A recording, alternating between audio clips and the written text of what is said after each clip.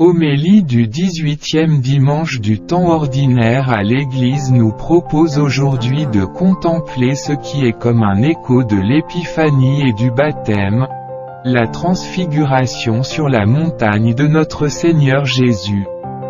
Dans cette scène, ce n'est plus Jean qui devine l'agneau blessé, mais c'est l'agneau lui-même qui s'entretient de sa passion. Dieu le Père lui-même commande à Pierre, à Jacques et à Jean de suivre celui qui ne cesse de les préparer à son sacrifice. Les disciples n'ont pas compris. Face à ce départ, à ce renoncement, ils n'ont souci que de leur efficacité possible. D'abord hébétés de sommeil, ils ont dormi, ils n'ont pas veillé, ils ne se sont pas associés à la prière ardente du Fils bien-aimé. Puis hébétés de crainte, ils n'ont pas su puiser à ce qui aurait dû nourrir leur espérance au temps de l'épreuve.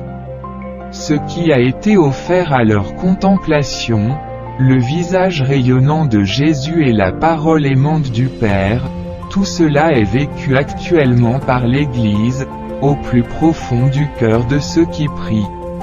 Sachons dans la foi, le reconnaître et sachons-nous appuyer sur cette certitude qu'une semence de gloire est déjà à l'œuvre en chacun d'entre nous.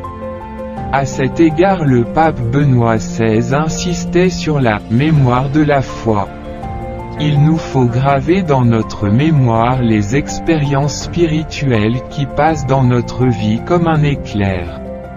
Elles nous sont d'une grande utilité au moment des épreuves.